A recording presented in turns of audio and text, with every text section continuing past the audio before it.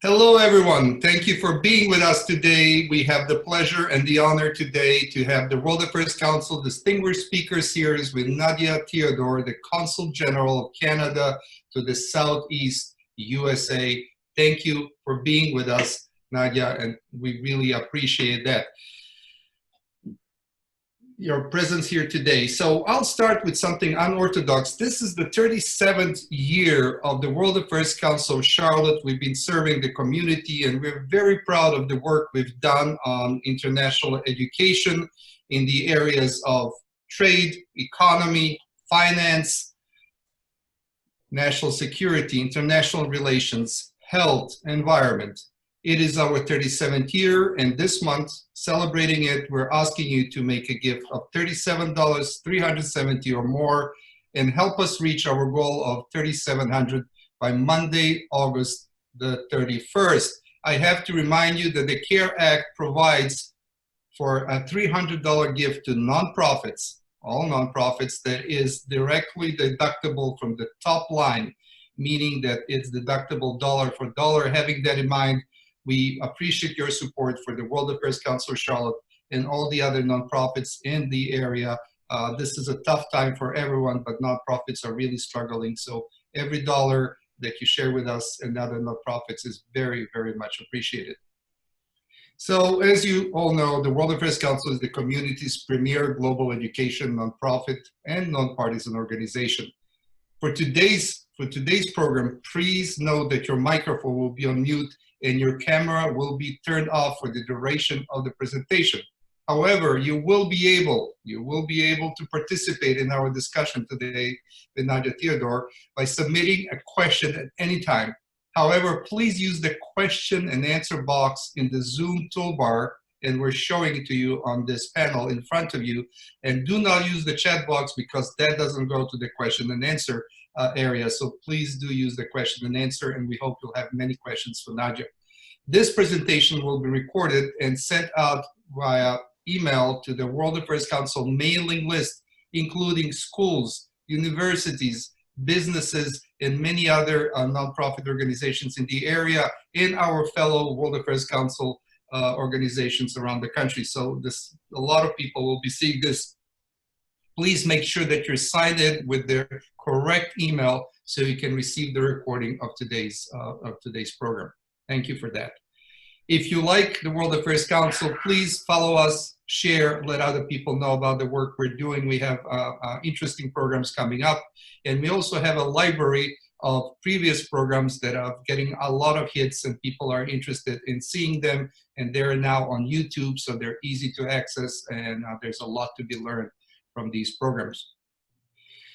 Before I go to Ryan, and I'll go to Ryan in a second, I would like to thank our board members who are here with us today, and they are an amazing board that lead us, and I would like to introduce to you our chairman of the board, Wayne Cooper, and thank you, Wayne, and all the other board members that are here with us today, Laura Wellman, Claudio Carpano, Steve Hunting, Michael Hawley, and others. Thank you for being with us today, and thank you for your leadership.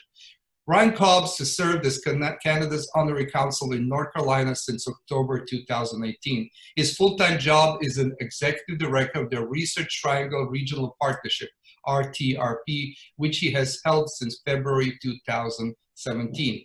Prior to the work for the RTRP, he served as Legislative Director at the North Carolina Department of Public Safety, which has been working with the North Carolina General Assembly on behalf of state agency. Ryan also has experience serving as a field representative for 8 years on U.S. Senator Richard Burr's staff. He began his career in Washington, where he worked as a White House staff assistant under President George W. Bush, followed by working on Capitol Hill for U.S. Senator Elizabeth Doyle. Ryan has also worked in Empower America, a nonprofit organization led by former Education Secretary Bill Bennett and former HUD Secretary and Congressperson Jeff Kemp. As a native of Raleigh, North Carolina, Ryan graduated from North Carolina State University, where he was a pitcher for the Wolfpack baseball team. Ryan is deeply committed to raising awareness and funds for Project ALC and ALC Association of North Carolina. Ryan, thank you for being with us. Thank you for the work you're doing. please go ahead and introduce to us our guest today. Great. LJ, thank you so much for hosting this important discussion today, and thank you for your leadership and for the work that you and your members do at the World Affairs Council to grow North Carolina's global presence and reputation around the world. It's so vitally important for North Carolina as we continue to grow. I'm proud to be here today serving as North Carolina's Honorary Consul, where I work to strengthen the relationships between North Carolina and Canada. As you may or may not know, Canada is North Carolina's ` customer. As a matter of fact, we sell more goods and services to Canada than we do Mexico and China combined. So from whether from an economic standpoint or a security standpoint, our relationship with Canada is vitally important. In my position, I work closely with the Canadian Consulate Office out of Atlanta, and through that work, I've been most fortunate to get to know our guest of honor today, Nadia Theodore, the Consul General of Canada for the Southeastern United States. What I realized early on, and what you'll experience today, is that Nadia is not only a great person, but she's a rock star in the diplomatic corps with incredible experience. Nadia has served the Canadian government for the last 20 years with an extensive background in trade agreements and negotiations. She was one of 2 deputy chief negotiators for the Comprehensive Trans-Pacific Partnership Agreement. She also served as Canada's permanent mission to the World Trade Organization and at Canada's permanent mission to the United Nations in Geneva, Switzerland. Prior to her nomination as Consul General in the Southeastern U.S., she served as Chief of Staff and Executive Director to Canada's Deputy Minister of International Trade. Nadia assumed her role as Consul General in Atlanta in September of 2017, where she has worked extremely hard to build and strengthen relationships and partnerships throughout the U.S. She's done a remarkable job, and I'm sad to say today that she is now preparing to end her tenure as Consul General in the coming weeks to transition to the private sector. But fortunately for all of us, we get to spend a little time with her today to learn more about the benefits of the USMCA. Before finishing, I do want to express my sincere gratitude and thanks for Nadia for all the support she's given me and for the work that she's done to strengthen the ties between North Carolina and Canada. With that, I present to you Canada's Consul General to the Southeastern United States, Ms. Nadia Theodore. Thank you, Ryan. Thank you so very much. It's a great honor to have you here today with us. And let me kind of congratulate you. I just read in the news preparing for our meeting today that Chrystia Freeland is Canada's first female finance minister as of yesterday. I believe we don't have a treasury secretary yet who I believe is a female. I hope we will follow you in that direction. But congratulations on that. So let's start with some questions that we prepared here for you before we go to our group questions from the audience, if we may, Nadia. So the U.S.-Mexican Canada trade agreement, it came into effect on July 1st, I believe, and it's replacing the quarter-century NAFTA trade pact. Could you explain to us the importance of the USMCA and why a new trade deal was necessary? Yeah, absolutely. So let me just take a couple of minutes, as we do as diplomats. You'll have to excuse me and permit me a few minutes just to say thank you. Thank you to LJ for having me, to the World Affairs Council Charlotte for organizing this event. You know, for Ryan for that very warm introduction. I have to say that for me, as I prepare to leave in the next few weeks, it's really full circle being here, because during my first few weeks after being appointed by the Prime Minister, I was in Charlotte with one of our cabinet ministers, and that is when I first met Ryan. And when we first connected, and when I thought to myself, you know, this person really understands the importance of the Canada-US relationship and the Canada-North Carolina relationship, and then he became our Honorary Consul General here in Raleigh. And so it really is full circle for me. And so I thank you for organizing this event. And I'm especially happy because I get to talk about my favorite topic, which is trade policy, because I am indeed a trade geek and a trade policy wonk turned diplomat. And so it is an honor for me to talk to you guys about USMCA and NAFTA and everything in between. So, you know, let me start by saying what many of you might know, and Ryan touched on it a little bit, but really the relationship that Canada and the United States and Mexico have as a North American regional network when it comes to economic prowess is really bar none. There really is no other relationship around the world that offers the opportunity for our businesses and the benefit to our people and our consumers that the North American Free Trade Agreement offered. And so that is kind of the backdrop upon which we talk about the USMCA, which did indeed enter into force on July 1st. But, was getting a little bit long NAFTA was getting a little bit long in the tooth, right?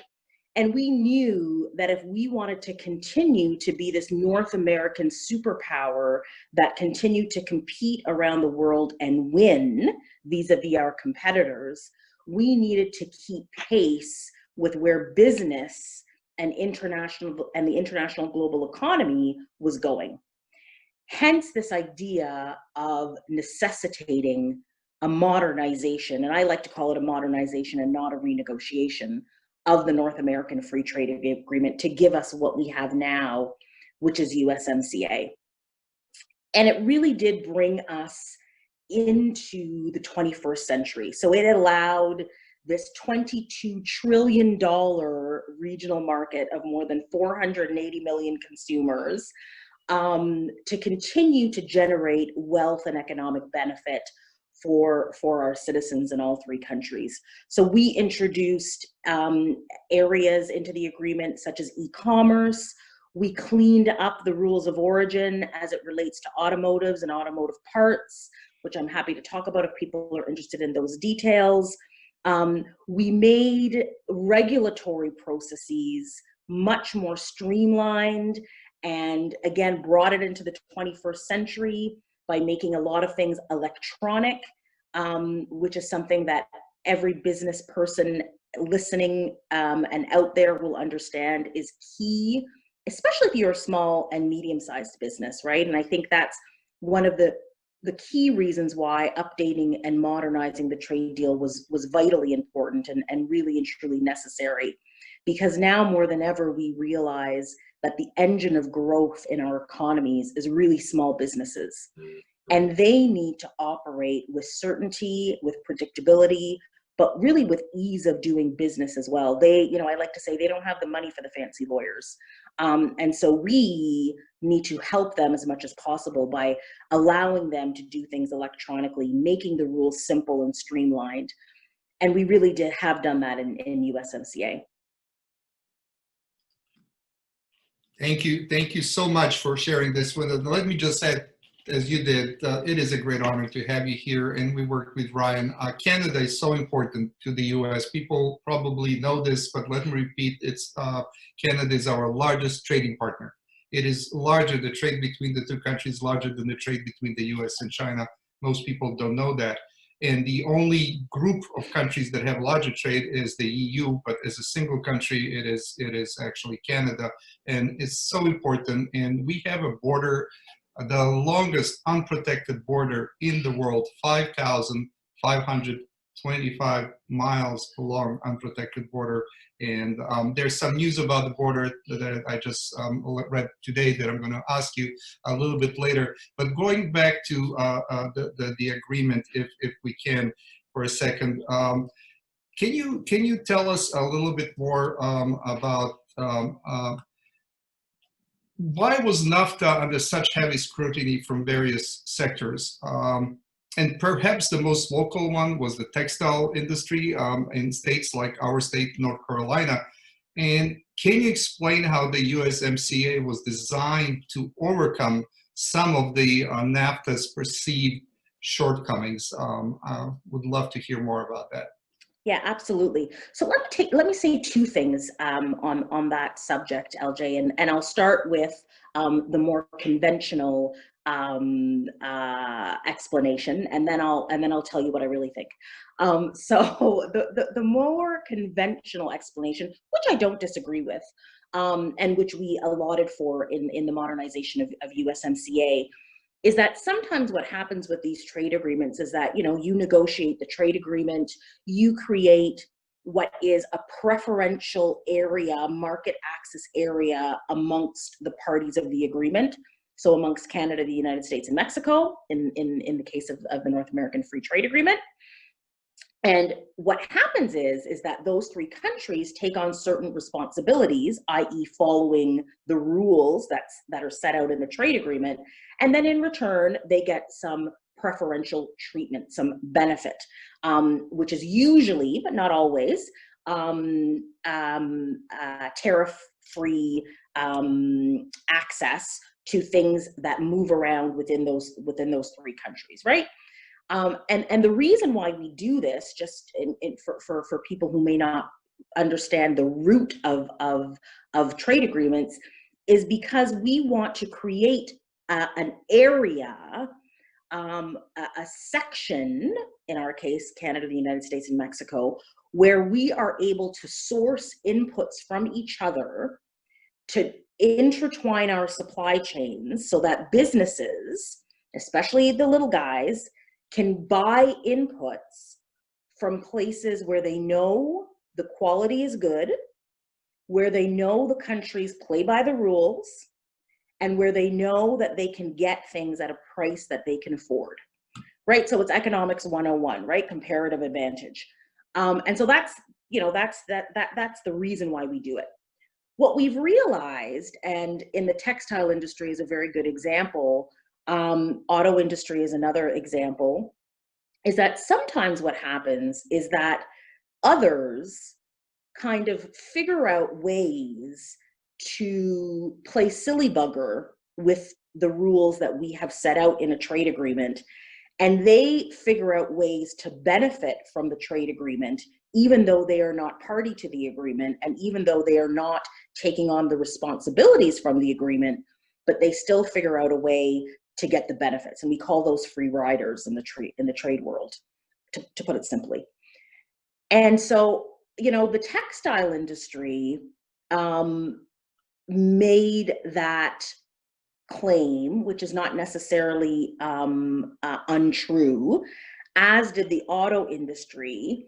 And that was, you know, places from around the world, countries from around the world, and businesses that were in those countries from around the world, mostly in Asia and Southeast Asia, figured out ways to benefit from this trade agreement by partnering with other companies in the North American region, or frankly, by enticing companies to set up in their countries with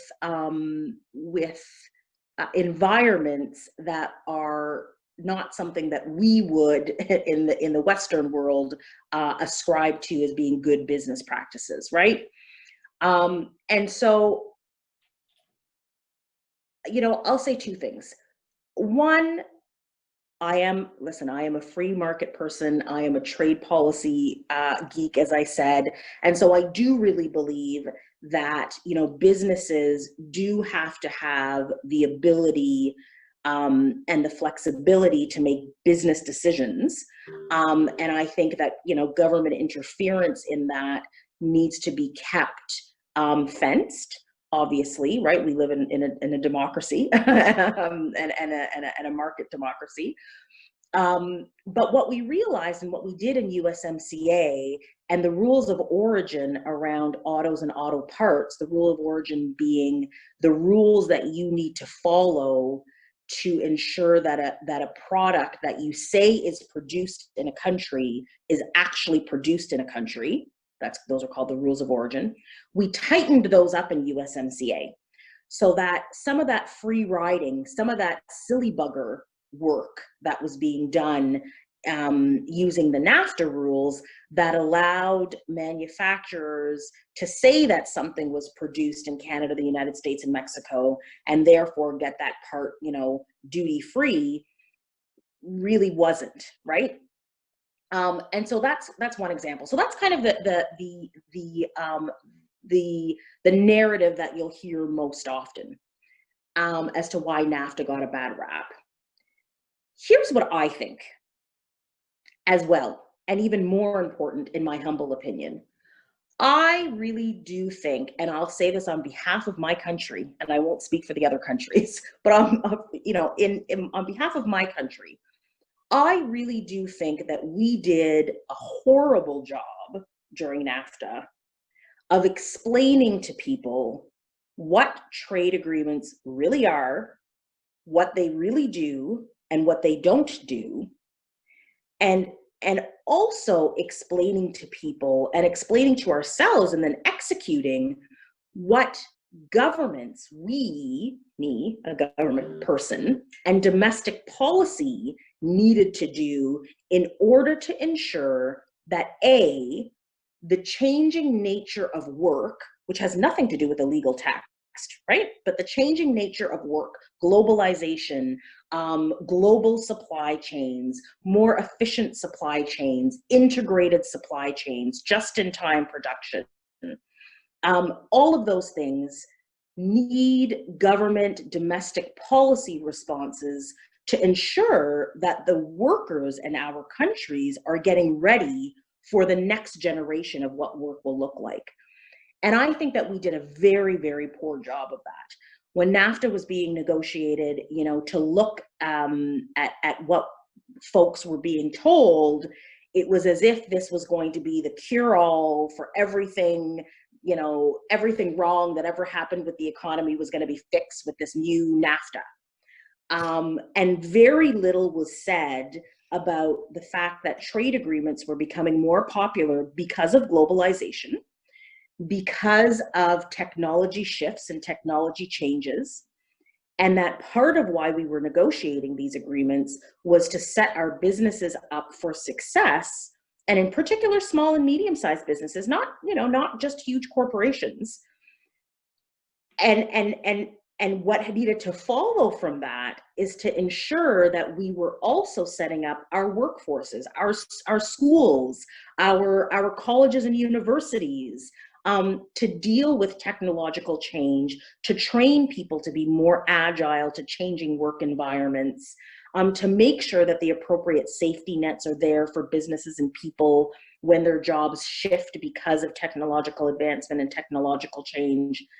Now we're catching up, right? Now we're doing that, and you see governments introducing, and organizations as well, right? Public-private partnerships that are really focused on retraining people, on explaining to workers this idea of technological shift and how they can remain agile in an ever-changing workforce. And COVID has exacerbated that. But we did a really poor job. And I think that is the number one reason why NAFTA got such a bad rap, because people expected A and got B, and we were remiss to tell them that A was never really what they should have been expecting. So that's that's world according to Nadia. Nadia, that is a great explanation. I fully concur with you. It's the explanation and the expectations that were raised that were not fully congruent. People expected something and maybe too much, and it's very important to educate what trade deals are. And actually, I don't think there's an economist, trade economist in both countries or in all three countries that doesn't agree that NAFTA actually had humongous benefits for all three countries. When you look at it with all the issues that you explained were there, and all the loopholes that were used and abused by some other countries. So we are now 7 weeks into the new agreement. Can you tell us a little bit more? What are the first impressions? How is it going? Is there a adaptation process, or is it easy to kind of go with it, having NAFTA as the backbone before that? And the second part, we already see some hiccups. The U.S. has just recently, a couple of days ago, imposed a 10% tariff on aluminum products from Canada, which was somewhat unexpected and surprised some people. So if you can talk about both, how is the new agreement being implemented? And secondly, the hiccup or the problem that I just mentioned with the aluminum tariff that was imposed. Yes. Oh, the aluminum tariffs. So first, let me just say that, since July 1st, and July 1st as an entry into force date was very near and dear to Canadians' hearts because it actually happens to be our national day. It's Canada Day for Canada, July 1st. So it was a great day. And, I really do think that implementation so far has been relatively or as smooth as was expected, right? In the USMCA, we did make provisions for an easing into the new rules. So there are phase-in provisions for almost all of the significant changes that were implemented on the market access side, especially with regard to rules of origin across the board. Changes that were made in that area all have 3-year phase-in periods. There are committees that are set up that are specifically designed to ensure that companies themselves have the opportunity to make their voices heard in terms of what they're seeing as they implement the new agreement, so that policymakers and trade negotiators can respond to any concerns and make sure that in implementation we are maintaining the true spirit of what we wanted to modernize and negotiate. And I think that work is that work is indeed underway. What I will say is unfortunate is that at a time when we really should be celebrating the modernization of this historic agreement, and especially with the underlying reality of COVID and the economic downturn around the world, we really should be focused on how we as a North American bloc, using USMCA as that leverage point for us and our businesses, can really organize ourselves to integrate more our supply chains as companies talk about reshoring, as companies talk about diversification and creating redundancies where it makes sense, so that when another COVID type situation occurs, they are not in the lurch as they were now. The USMCA really provides a very good backbone for that.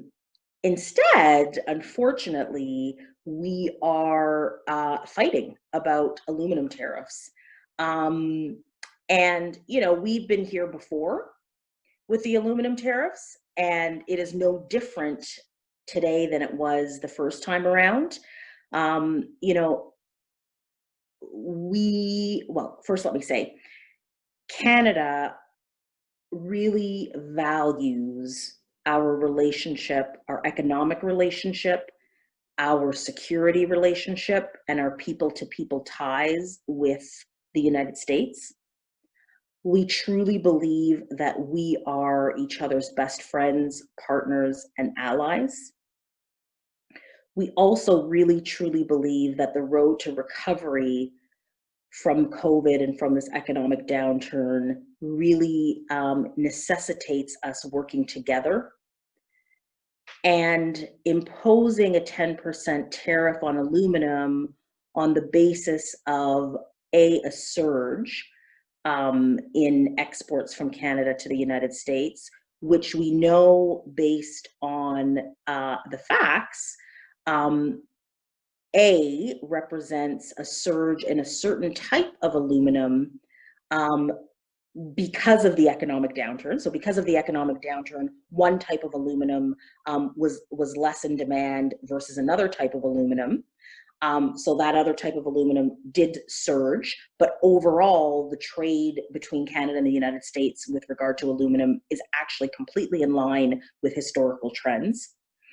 And secondly, and more to the point, that surge, that increase in exports that we saw in this one particular type of aluminum has actually been drastically reducing as we start to see the economy slowly recover post-COVID. So that's number one. And number two, the mechanism that is used to impose these unfair and unnecessary tariffs is a security threat position, right? Section 232 allows you to put tariffs on a country where you think that exports from that country poses a national security threat. And I would just say to people that, the idea that Canada poses a national security threat to the United States in any time, but especially coming off a period where we have worked together to provide personal protection equipment to each other, where we have Canadian medical professionals that are crossing the border to work in hospitals across the United States to assist our fellow brothers and sisters in America to fight the pandemic, coming off of a period where the very pulp that is used to produce the PPE equipment that are used in hospitals actually comes from Canada. So that supply chain integration has actually helped to save lives. The idea that we are a security threat to our closest neighbors is unfortunate, and I would posit anything but true. So, and if I can just say, the other thing that it forces us to do in Canada is to impose dollar for dollar retaliatory countermeasures, right? To even the playing field, which really just descends us into, again, more friction when we really should be trying to maintain as much stability, predictability, and frictionless cooperation between our two countries. thank you so very much. Thank you for that explanation. I do hope that this difference will be resolved and that we can go on, as you said, in a more forward-looking manner into the future of the agreement. So, can you just sum it up in your own words and tell us why do you believe that the USMCA should be the envy of the rest of the world? It is a unique agreement between three very large economies, actually, and the Mexico economy is growing, as most people know. So, Yeah. can you give us that? Yeah, I mean, listen, what makes it different? Yeah, what makes it different is that there is no other economic bloc between three countries, or any group of countries, frankly, that is able to integrate their supply chains across a wide variety of products. Even when we talk about Europe, even when we talk about Asia, they are unable to really leverage the proximity geographically and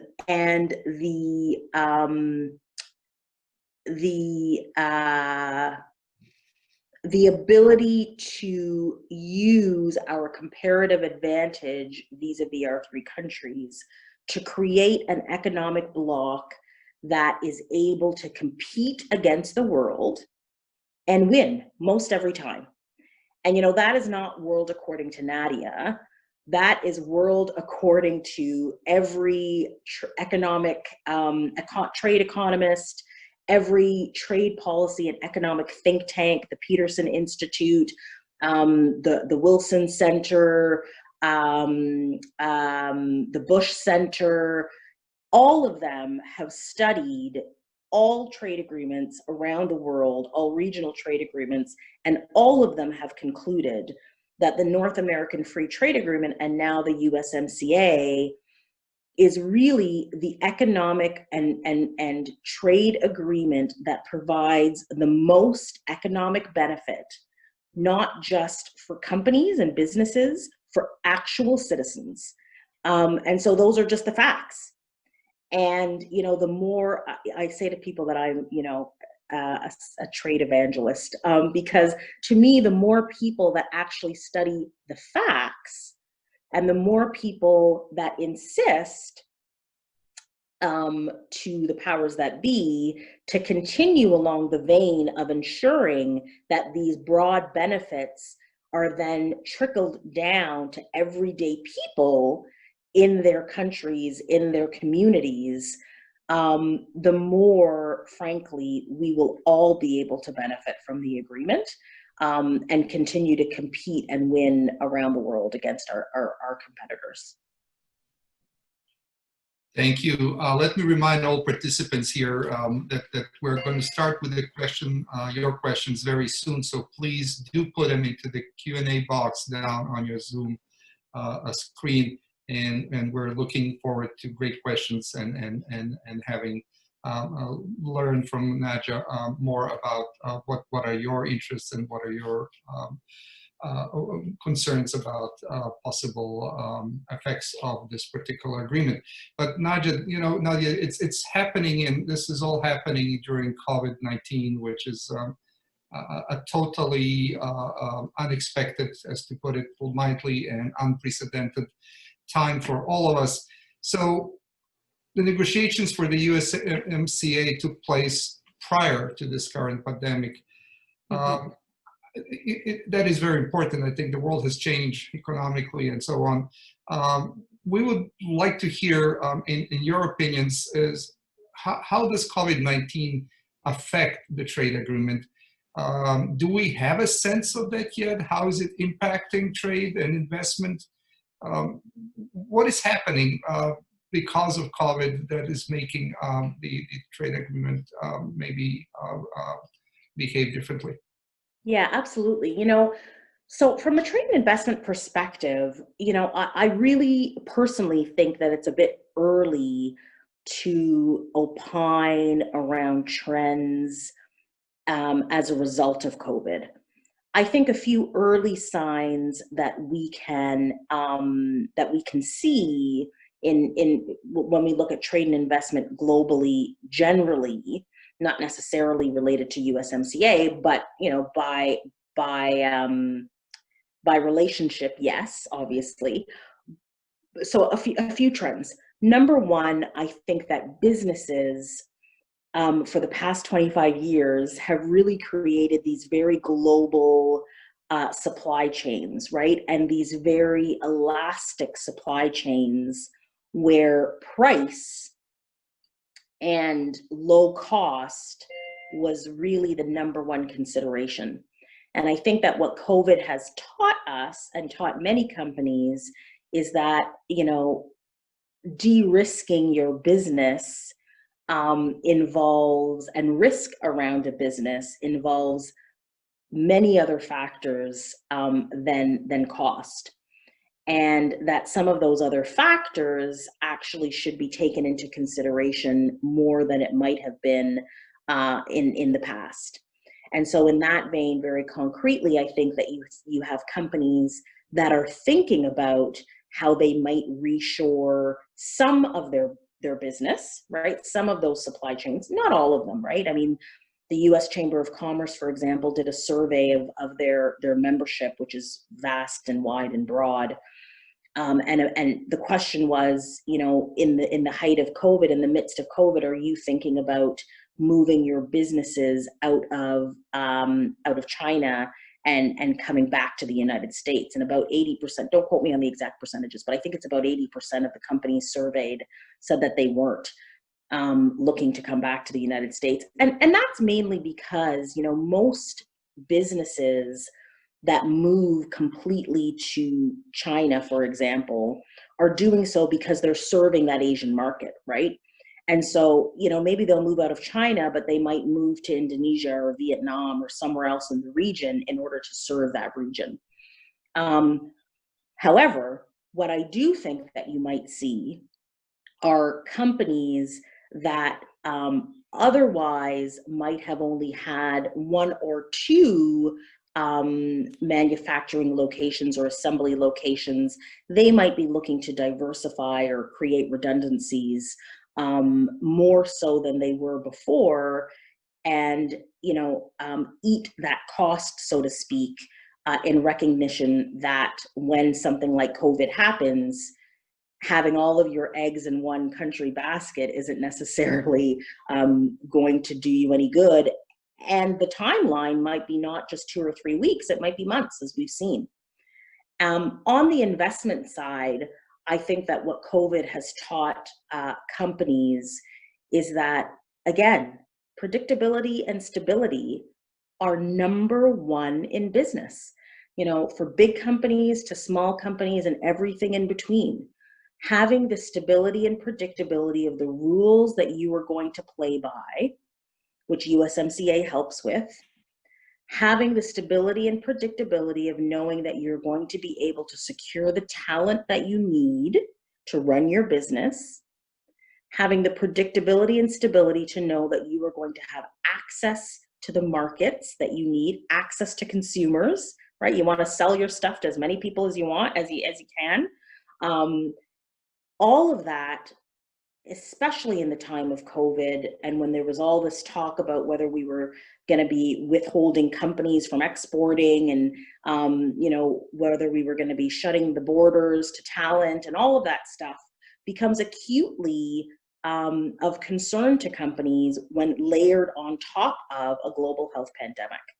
And so those are the trends that I'm seeing in terms of what businesses are going to really think about. And I think that the USMCA, to the extent that it really does provide predictability and stability and a rules-based trading system, is going to be very important in order for our companies and businesses to thrive.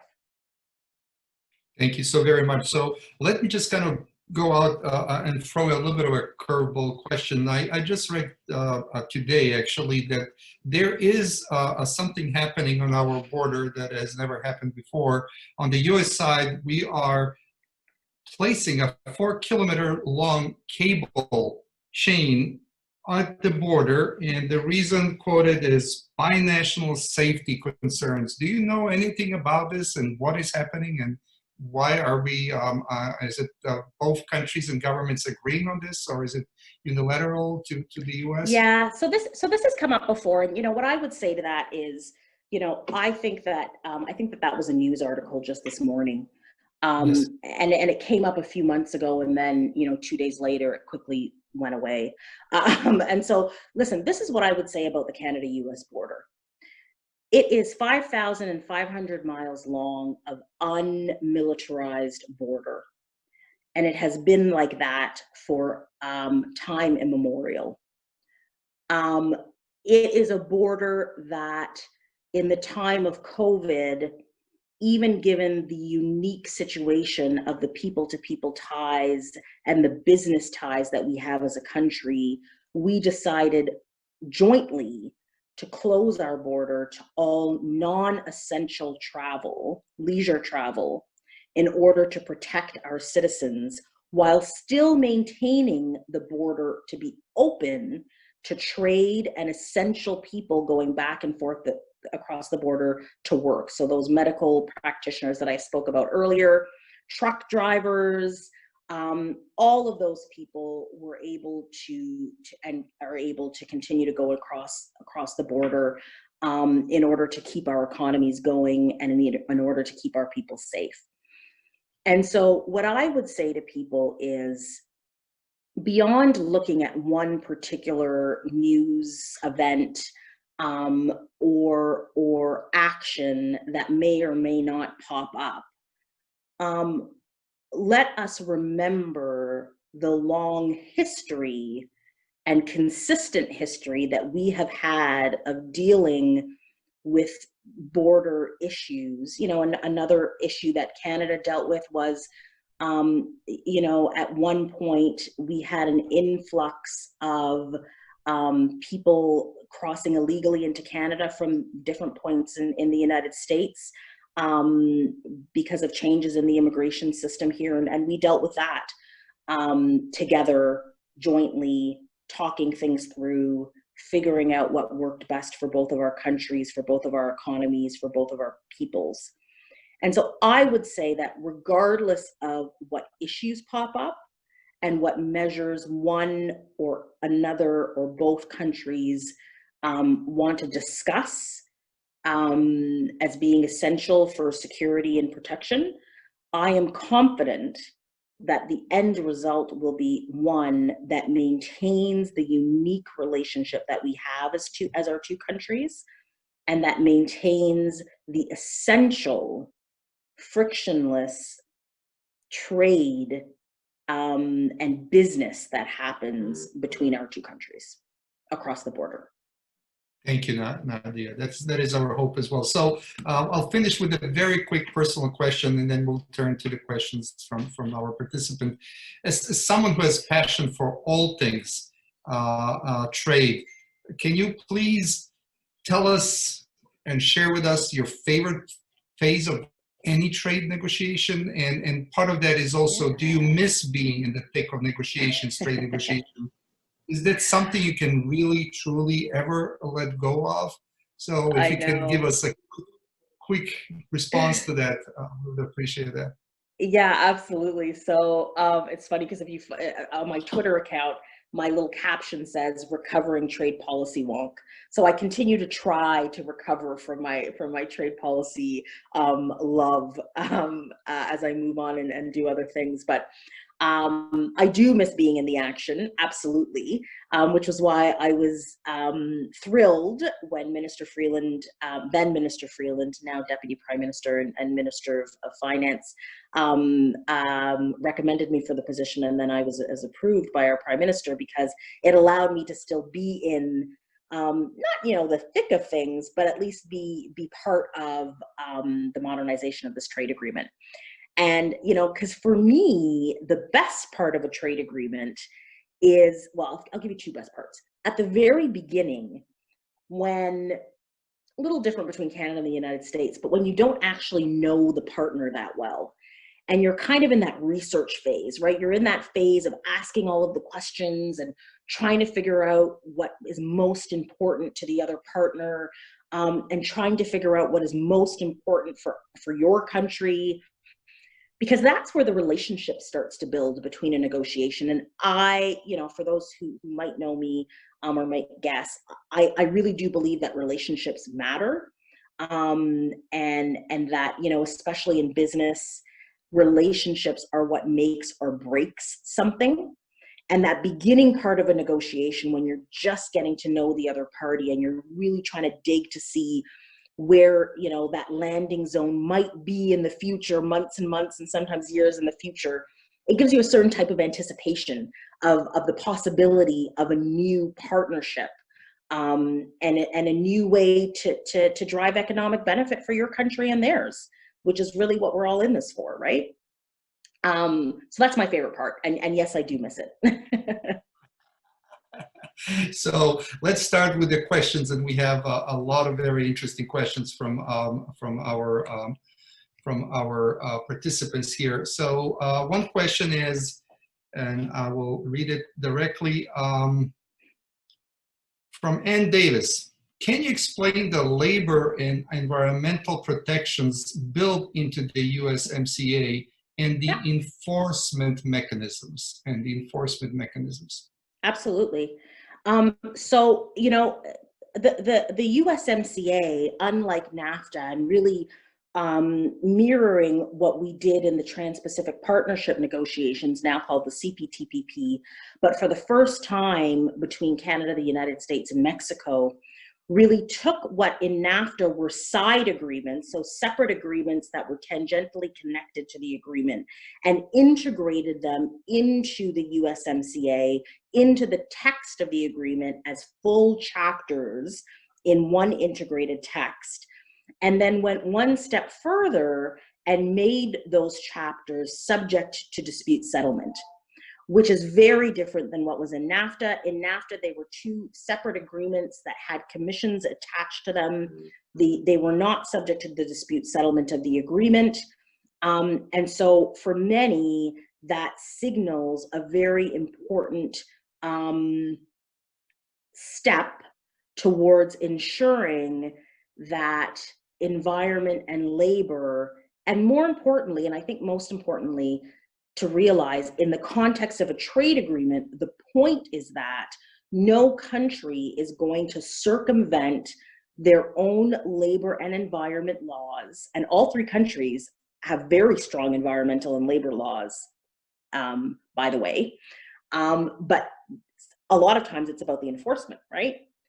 And so that is where the rubber meets the road in USMCA. And that's why having it subject to dispute settlement is so powerful, because now it really provides a mechanism for us to say, you know, if you decide unwisely to not obey your own environmental and labor laws that are very stringent, you will be subject to the dispute settlement of this agreement, which provides certainty again to companies that they will not be unfairly advantaged by other companies in other countries that are getting benefits because of unfair and unjust environmental and labor laws.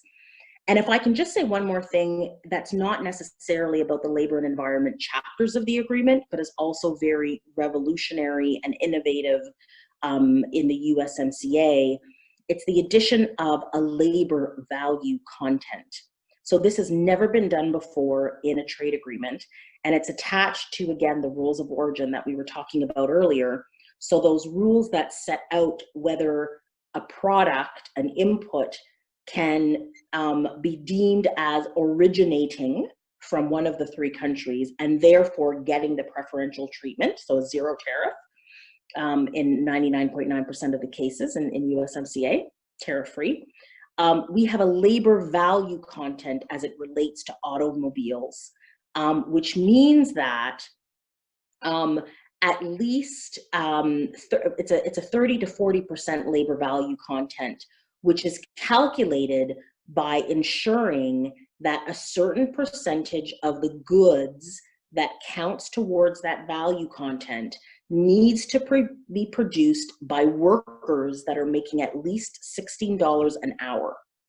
And that has never been done before in any agreement, and is, again, an innovation on the labor side that, you know, is not part of the labor and environment chapter, but I still like to mention it because it is innovative and something very new in the trade policy world. Thank you, Nadia. I did not know that, and that is very interesting, and I've never heard that done before. So thank you for sharing that. So I'm going to combine two questions from Quanta Dawn Light and Catherine Crothers, and they're along the labor environmental line that we're just pursuing right now. So Catherine is asking, NAFTA has been cited by some as a factor in push-pull migration. The New York Times states that under NAFTA, some 2 million small farmers in Mexico were forced to leave their farms. This led to many impoverished families leaving home as economic migrants. Does this updated agreement ease the economic damage to small farmers? Are there uniform environmental standards that companies in Canada, Mexico, and the US agreed to comply with? And let me just add Quanta's question there. Are there any future considerations to localize production consumption at the hemispheric levels to reduce adverse environmental impact and high carbon footprint caused by transport of goods around the globe? So along similar lines, if we want to, I can repeat the question.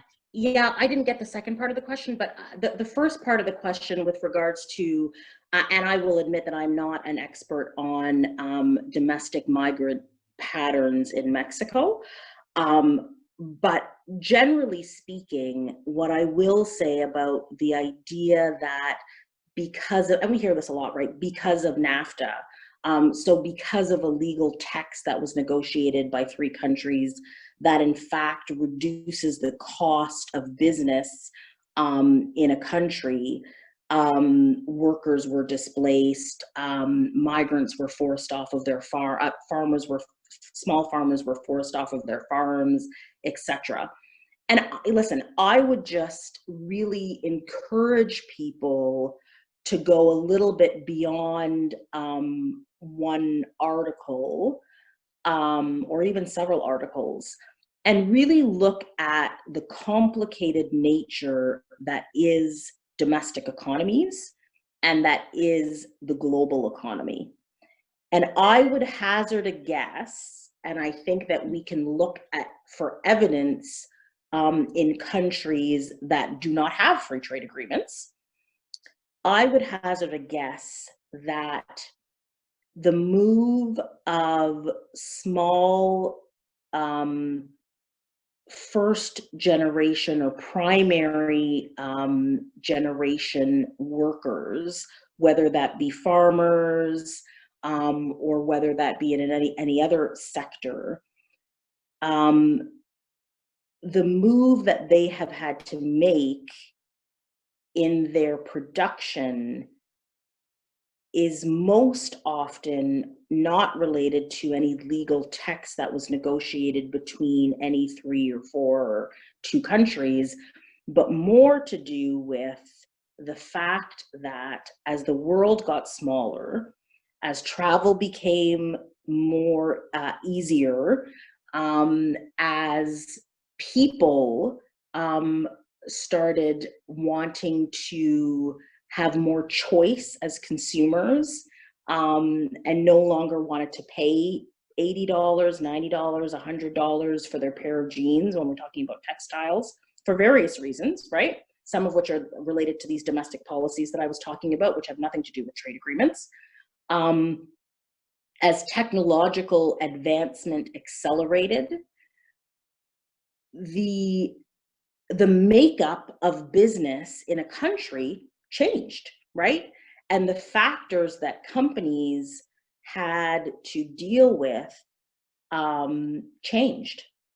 As the makeup of business structures and the makeup of the relationship between companies and shareholders and consumers and boards of directors changed, again, nothing to do with trade agreements, changed. The value systems of big corporations changed. And I'm not saying whether it was negative or positive, but it changed. And so their priorities changed. And what they focused on changed. So all of those things, right, that complicated nature of a domestic economy linked to a global economy, linked to the global consumer, to me is more important to look at. And I say this really humbly because I say this because I think that what happens is if we try to make things too simple, what usually happens, and I think that we're seeing this in many, many ways now, what happens is we make things worse because we do not do the necessary work and fact finding to really get to the root of problems in order to then address them, right? And I think that we really have to do ourselves a service this time around to really dig deep and to avoid simplistic and knee-jerk reactions or answers to what are very complicated and integrated questions.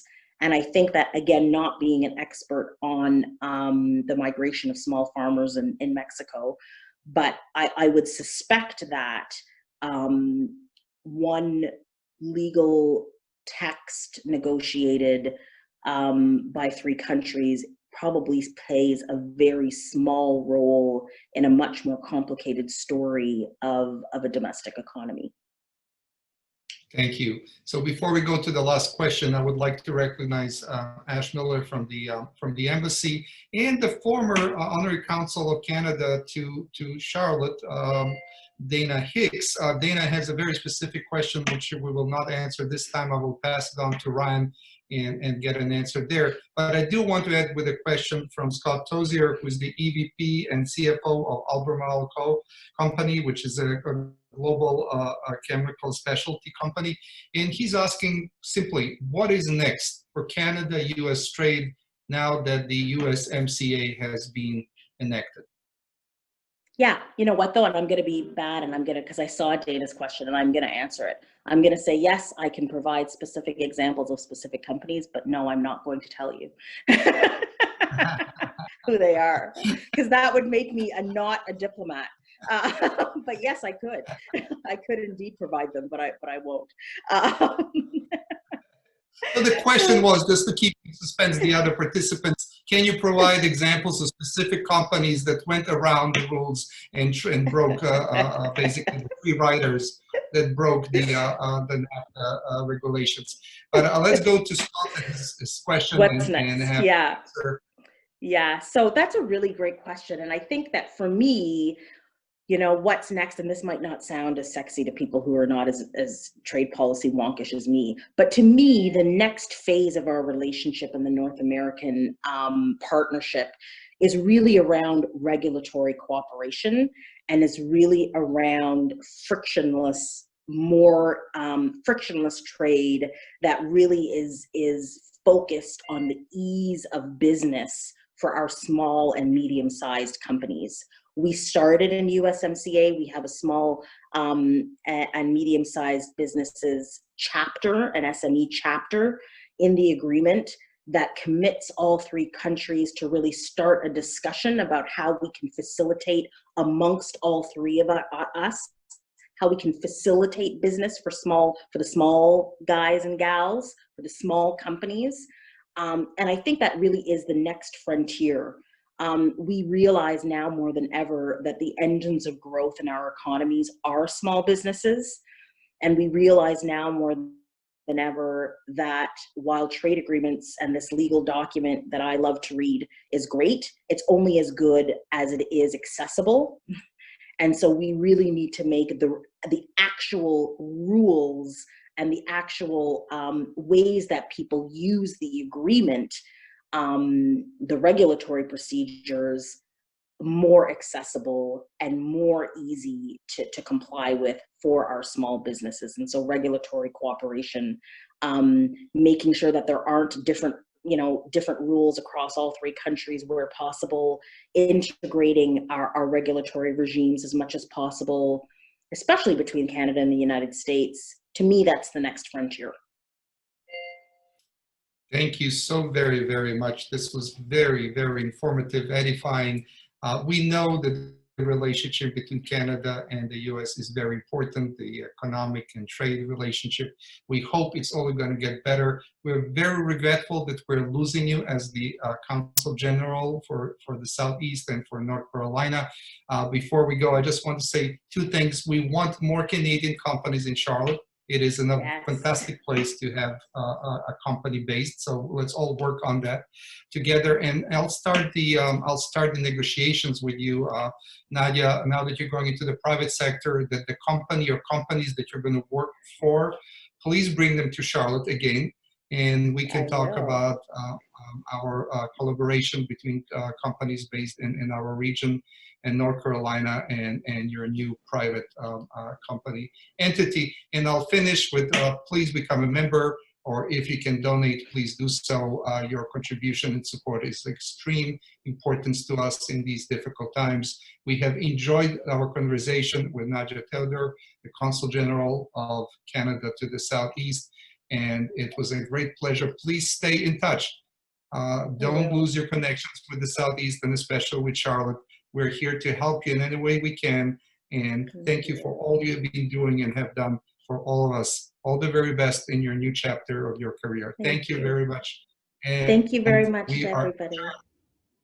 Take care. We're adjourned. Take care.